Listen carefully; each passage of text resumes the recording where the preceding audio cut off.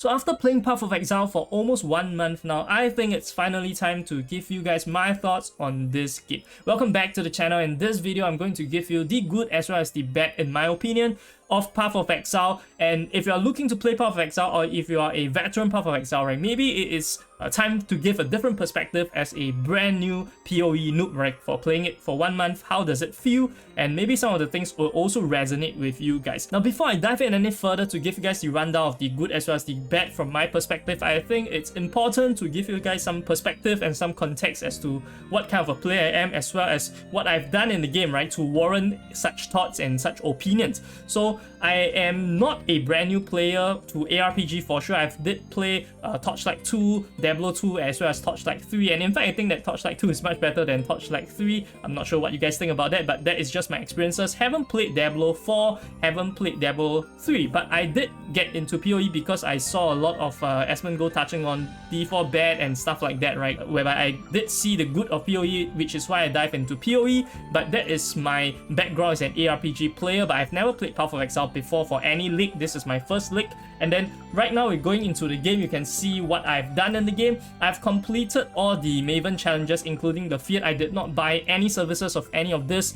The Fiat actually took me a lot of times. It was quite frustrating, but also quite challenging. And when I finally got it, it was really a dopamine hit for me, right? Because every time I try it, it was like 3 divines per failure because of the Cortex map. So it was quite frustrating when it comes to the currency. But of course, at the end of the day, we are just using currency to buy experiences, which I think is 100% worth it. And then also I have done 2 builds, or rather I've like made 2 characters. So the first one is my Tornado Deadeye character, which I did spend around 100 divs on to get all the projectiles, to craft my bow, etc, the quivers and nonsense, right? 100 divines roughly on that character, but I don't think that that is my favorite character. In fact, I would say that it might be because I don't like mapping as much, which is why I don't like the Tornado Deadeye after spending like 100 divs, which is quite a waste, you might think so, but I did have my fun with it, but just not as much fun as I did with my second character, which is what you're looking at right now. And this is my Kamehameha Templar, and I did see it in one of the YouTube videos where I was doing like this thing, right, this Kamehameha shit. So I was like,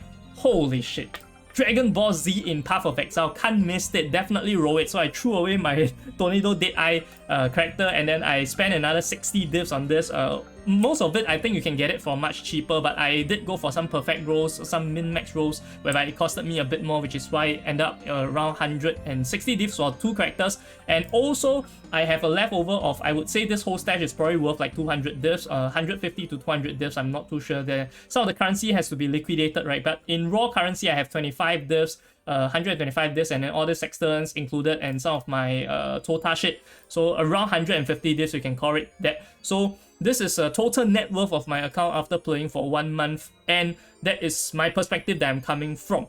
Having experienced most of all the bosses except for the Uber bosses, the Pinnacle bosses Uber version, right? I haven't done that yet, but I'm looking also to get into it. Now, with that out of the way, I would just like to start with the good in the game from my opinion, and that is that this game, the reason why I was able to play for like 1 month is because this game has so much to do, this game has so much to learn. So if you are a brand new beginner going into this game, albeit a lot of people complain that the complexity is one of the things that drive people away, at the same time, on the flip side of the coin, you have so much to experience that as a beginner, you have everything that's fresh to you, right? As a veteran, maybe some of the league mechanics, you have already seen it being recycled a lot of times. Hence, not everything is fresh to you, but as a brand new beginner, everything is fresh to me. There is so much things to discover. I can turn over the stone here and find something else, turn over a stone over here and then find another like currency printer. I can do crafting, I can go into mapping, I can go into different strategies. And also with the introduction of Tota, I'm not sure about the previous leagues, but I've heard people say that this league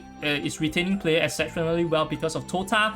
And I do agree, because Tota is super beginner friendly, and this also makes the game a bit better in terms of having options to choose, right, when you go into like farming currency to making better builds. And also, like I've mentioned just now, I have 2 builds, and these 2 builds, right, it's not just picked from like a pool of maybe 7 builds. In fact, I would say that there are a lot of builds if you want to go into the PoE details, right. Within the ascendancies, there are different skills. Within the same skills, there are different builds, different nuances that you can tweak to make your build different from other people, right, albeit maybe slightly just different, but still there is different builds. So I think that The diversity is very good, so there's a lot of things for a lot of people to do when they first join into a game. So that is what I think is a good part of the game. The second thing I would like to touch on is that the bossing mechanics, the bossing design, I think is very, very good, because I have seen a lot of games whereby the bosses are very one-dimensional. It's just like more HP and maybe one more mechanic. But in this game, in Path of Exile, it's not just in the end game bosses whereby like Cyrus have that spiral thing,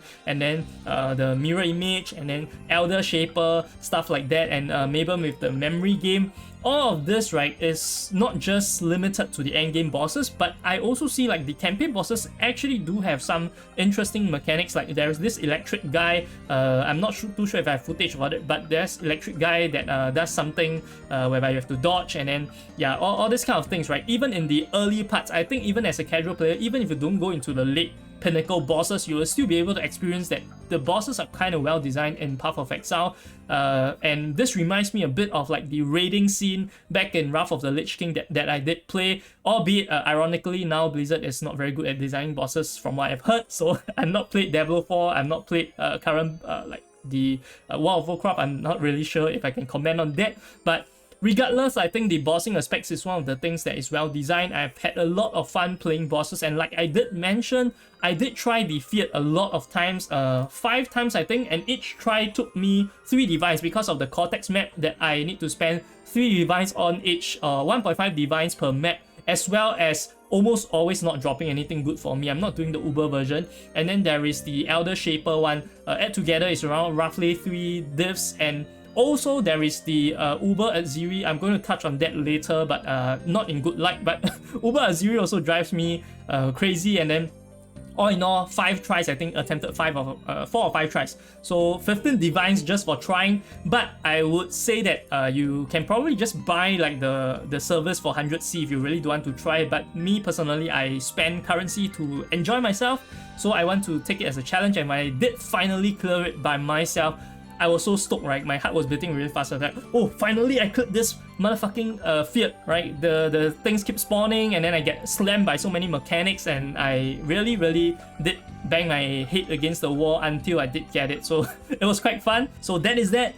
And then the other thing that I really like about this game, specifically, right, not just on the different mechanics, is that crafting as a whole is very intriguing to me, and I love crafting so much. This is the one thing that I think kept me playing the game so much, and the reason why is because a lot of times I feel like I spend a lot of time in building the character, in crafting my own stuff, in researching how to craft my own gear, then I spend playing the game. So maybe I spend, I would say, like maybe 20-30 hours, right? Every day I just read some of this. Oh, I can craft this build this way, I can craft this boots this way. How do I craft and get the shaper element? And then there is the hunter element. How do I get a specific modifier in the cheapest way possible? How do I craft the bow? All this stuff I have to absorb, and then eventually when it comes to the real crafting, I probably already done it like 10-20 times on Path of Exile before I go into the game and just click the stuff in using real currency, right? So the actual time I spend in game might be less than what I spend outside of the game, which is why I think that crafting is so deep, so many different methods, and this is why it draws me so much. I know this might not resonate with a lot of people. Some people, like I have a colleague that told me that she has been playing Path of Exile for very long, but she just likes playing Blight and then just like AFK chilling with her minions and stuff like that. So she does like mapping limitedly just to farm like Blight maps. So that is her style of having fun. But my style of having fun in Path of Exile, I think, is crafting, and profit crafting did give me a lot of currency. I did some flask crafting, I did some abyssal vice crafting, and then all the nonsense where I can spam essences, rings, all those stuff, I have done it to profit craft. So I think most of my currency came mainly from profit crafting as well as Tota. So it's not much in mapping because I don't think I like mapping that much. So that is that. So these are all the good experiences that I've had with the game. Now on to the stuff that I think needs to be improved with the game. I feel that this game is extremely unfriendly to beginners, and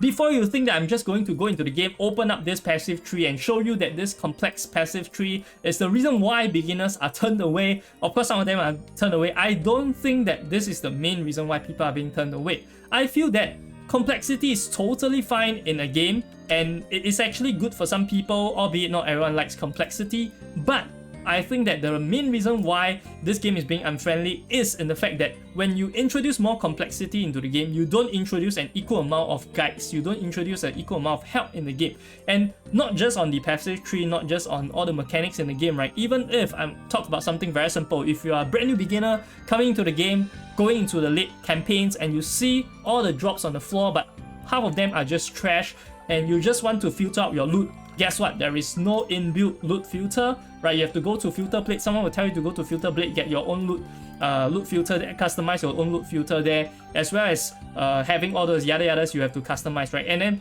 on the other side, you can just see Last Epoch doing a in-house or in-game loot filter, quite detailed as well. So really, really weird that there is a lot of this game is actually played outside of the game, right? When you're playing Path of Exile, your experience is going to be drastically different if you play without third-party apps compared to someone that plays with third-party apps. And just to name a few, right, not just Filter Blade, right? There is also, if you see your friend having this really good build and you say, hey, can I see what your tree looks like? Can you show me it? Can I just inspect it? Can I inspect your gear? Oh, nope, you can't do that. Instead, you have to go to Path of Build, right? Path of Building, you have to go see their exact tree, you have to go see their stats, etc, etc. So all of those things, right, are third-party apps, and to sell things, there's no in-house or in-game trading house, there's no auction house. You have to go to the official websites for PoE trade and to do trading. So all this stuff is like you are trying to play a game, but the game forces you to go outside of the game to play the game. So I think that is something that is pretty bad. They should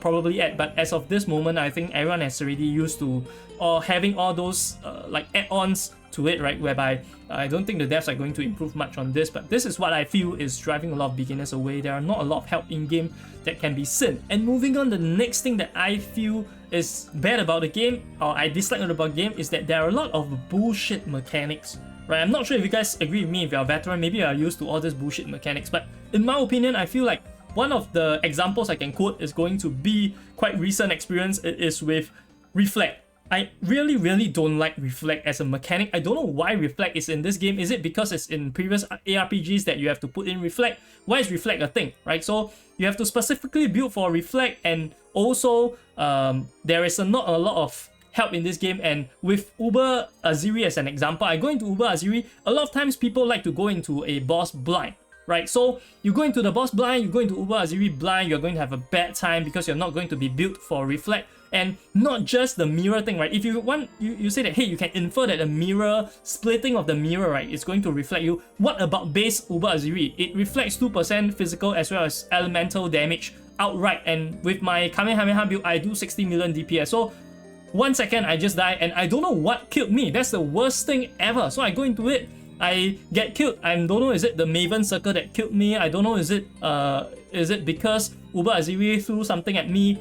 I have no experience of the boss. I don't want to go into the boss fight with everything already like planned out, right? So I want to experience it for myself, but there is no way I'm able to tell that this boss reflects until I test it out, or until I go on a wiki to see, to check, to research.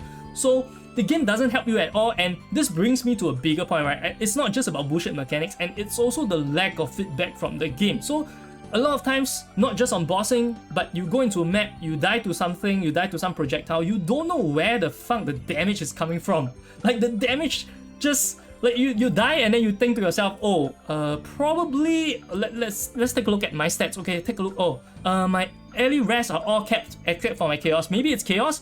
Or might it be reflect? Maybe it's reflect. Does the map has reflect mod? I don't know. Let me check. And then, or is it corrupted blood? Or is it this? Or is it that? Why can't the game just tell me what the fuck is going on? What did I die to, right? CSGO can even show you a replay of what you died to, okay? League of Legends, Dota, they have replay or damage sources that indicate to you what you died to. Why can't it be done? I don't understand, okay? This game is 10 years old, yet this doesn't have this feedback loop. If it has the feedback loop, maybe the bullshit mechanics can be eliminated to some point, even if you don't want to remove it because everyone is used to it. If I go into Uber Aziri, I see that I die, check the log and see that, oh, I got reflected. Time to build for reflect, okay? As much as I don't like it, I'll build for it. Instead of going in 4 or 5 times before I realize that I probably need reflect because I saw on the wiki that 2% physical elemental. So yeah, stuff like that really drives me crazy. And the last thing that I think is pretty bad, or I don't think that I personally have this problem, but just to go into my stash tab, you have an idea. So I have a stash tab because I bought the supporter pack, the 60 USD supporter pack. So I have a quad tab, I have like some extra stuff, right? All these tabs are here, and of course I have the currency tab. But I would imagine if someone doesn't have any of these freaking tabs, their experience of this game as a free-to-play player is going to be super bad. And before you tell me Path of Exile is a free-to-play game or it's just free for you to play, right? It's a free game. I disagree that a free game shouldn't have this quality of life changes. In fact, I would say that like the basic currency tab should come as a basic. If you want to buy any other tabs, maybe not, but currency tab is so essential, right? A lot of stuff have low stack values, and if you were to have a game that is based around looting and hoarding and seeing all the different builds that you can have, collecting stuff, right? And yet your stash tabs, you need to do so much gymnastics around looting. I think that is absolutely ridiculous. It cannot be warranted just because you're a free game that you expect everyone to pay, otherwise you're going to give them a bad experience. I don't think that is very reasonable. I think the enjoyment level of like my experiences, right, will be drastically different, will be super low if I don't have stash tabs. So I think that for beginners, before they decide whether this game is good or not, they probably need some stash tabs, and either more stash tabs or higher stacks of the value. And if you disagree with me, this is just my opinion. And in fact, I did purchase the thing, right, because I couldn't stand it anymore and I want to play the game for a long time. I want to experience it. So supporting the game, whatever that is, I hope that devs can really appreciate the new players that are trying to play free, at least give them a bit of wiggle room. The fact that you are able to list your items for trading is already a huge advantage for payers, so maybe do something for the free-to-play players as well. But that about sums up my good and my bad about this game, about Path of Exile, for playing it in 1 month. What I'm going to do next is probably going to complete 40 out of 40 challenges without buying any services. Right now I haven't started it, it's only 15 out of 40. So probably have to do everything. I'm going to roll another build, likely a minion build or something. Not too sure. I'm going to spend like maybe, aiming to spend maybe a mage blood worth, right? So maybe 400 divines. Farm a bit and get 400 divines, and then play a mage blood build and just get it over and done with, complete the challenges, and then have fun with my last character. That is what I aim to achieve in Path of Exile. And that about does it for my thoughts on Path of Exile after playing it and having earned like roughly 300 divines a month in. So I'm not sure if my points resonate with you guys, what kind of player you are. Do leave a comment in the comment section below to let me know what are your thoughts on my points, as well as some of your pinpoints in Path of Exile, or what you enjoy about Path of Exile in general. This is Corky, signing off.